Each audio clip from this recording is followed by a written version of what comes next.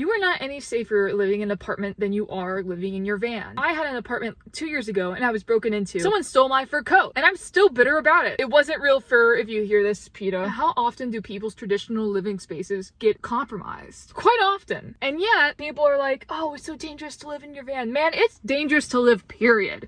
If you don't know how to be a human in society, it's gonna be dangerous. But if you know what to do, your chances of living just keep going up. Also, I say all the time, like, I'd rather have an exciting life and die in a really interesting way than like live a very sterile, by the book, careful life and then slip and break my neck in the bathtub. Sorry for the visual. We can only control so much of our lives, but the things that we can't control are like the most important things. And also it breaks my heart to hear other girls say like, oh, I would never do that alone. I can't do that alone. I'm like, you can, but doing things alone, traveling alone, doing this van life alone has been like one of the most rewarding things. I could go on and be grateful, but you're here for something, and I'm gonna tell you how to be safe and live in your van.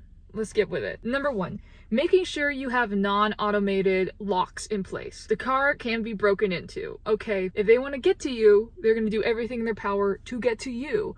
There's a bike person gonna pass me by.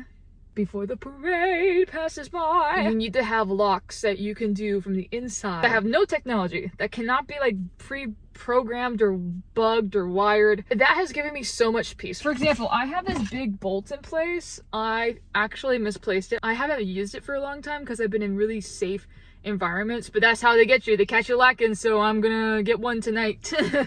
And so that doesn't happen to me. Essentially, my lock is in my doors, a little piece of the door that goes over the car body itself. Usually that happens when you close it. Like I have this door closed right now.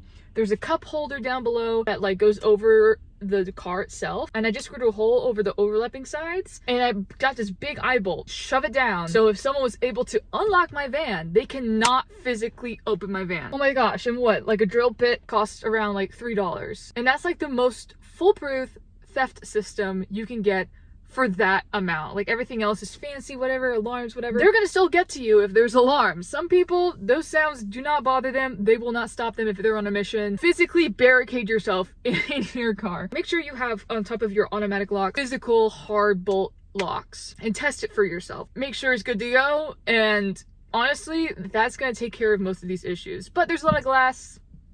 They can still get to you that way, but I have no recommendations for glass. You're on your own. Number two, I would highly suggest, if you haven't already, to download one of those camping apps. Like I use iOverlander if I'm in a brand new area. Go-tos that are normally a safe place to park. Walmart's a good option. Cracker Barrel, my hands down favorite place to go. Like, why wouldn't you want to spend a night in Cracker Barrel? I get it's not the most aesthetically pleasing area, but if you're on a road trip, just park at a Cracker Barrel. You got biscuits in the morning and a restroom. What more can you ask for? But if you have neither of those options, also like a gym, a 24-hour gym is great. Planet Fitness sometimes will let you park there. Again, having the app lets you know if that's the case or not. But in general, any well-lit parking lot, I would say, is fair game. There's been times that I've parked at a parking lot and I just spent like the evening there because I was like on my phone doing work, I was reading, watching a video, watching a TV show, and then I was like, man, I'm tired. I don't want to go to the parking spot I thought I was going to go to. I'm just going to park here, and if anyone bugs me, that's it. I get the knock for the first time. Still have yet to get the knock. Got my wood for that. I still have yet to get the knock. And now the sun comes out when I start filming. What is this? For safety reasons, I love to park in well-lit areas, well-lit parking lots. It just like makes sense because it's not going to be too long that there's going to be other people there. So that's where I normally park. But Madison, parking lots are not an option for some reason. Where else can I park? Well, this is what I would suggest. Number one, always trust your intuition. If you're in a part of town that just feels sketch, don't stay. Like, keep going until you don't feel sketch. Your body will not lie to you. Number two, lights again. Number three, I love to choose parking spots that are not high foot traffic, meaning there's not a lot of people going by. Also not a lot of cars because, you know, it only takes one wonky driver to ruin your car and or your life if you're in that said car. Being in a less busy area kind of like lessens those chances. Once you park, once you find that spot, don't exit your car. Do not draw any attention to yourself. Just get in the back and do your business. You do not want people knowing, especially if you're a girl, that you're a girl and you're in your van alone.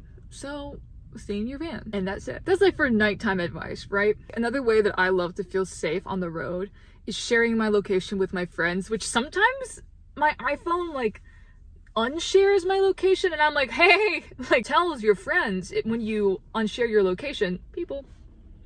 So I'm like, hey guys, sorry, I didn't do this, my phone did. But after doing that, after like the 5th time, it kind of feels personal. So just be on top of that. Sharing your location with your friends, even if they're across the country, if something happens to you, it's just a good little thing to have. Why not? What are your friends gonna do with your data? The government knows where you are. You think they don't?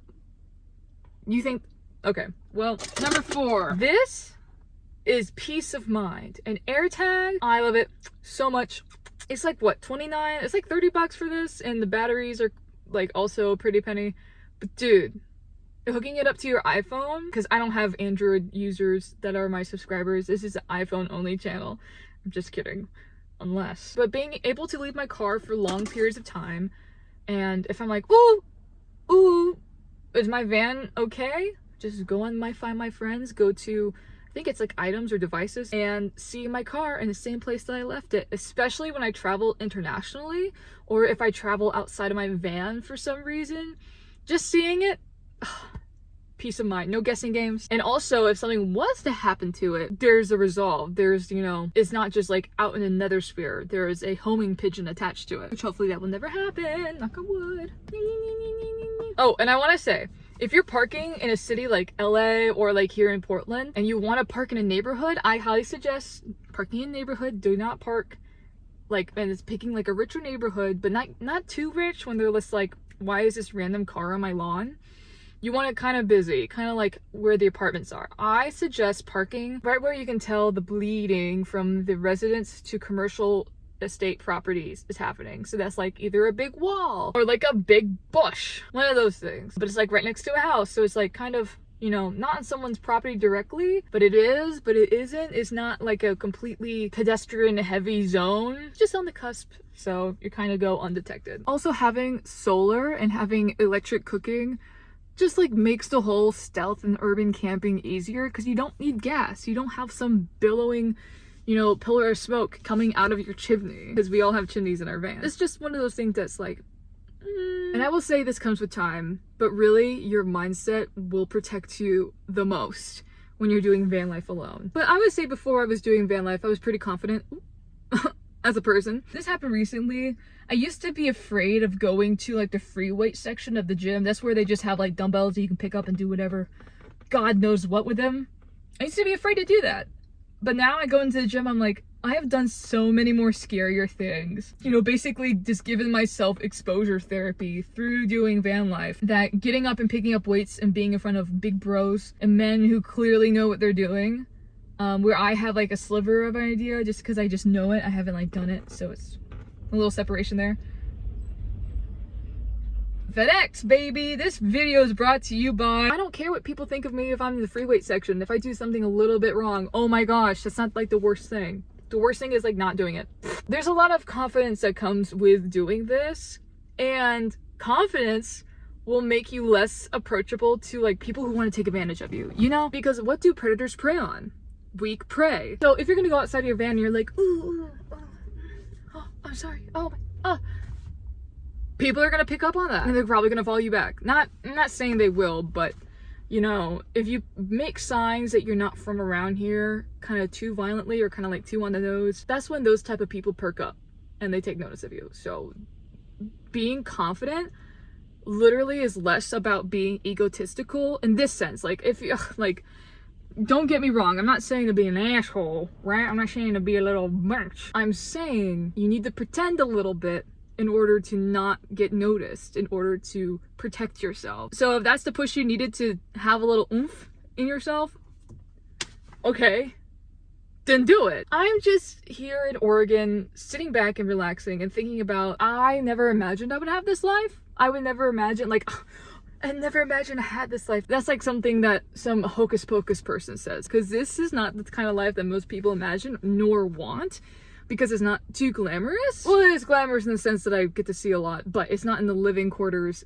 glamorous. But it's like choosing what matters, and I'm so grateful to do that, and I would not be here if I was still scared. You can still do van life scared, but also doing van life kind of like makes you not scared of many things. Because I've proven to myself time and time again that I can do this.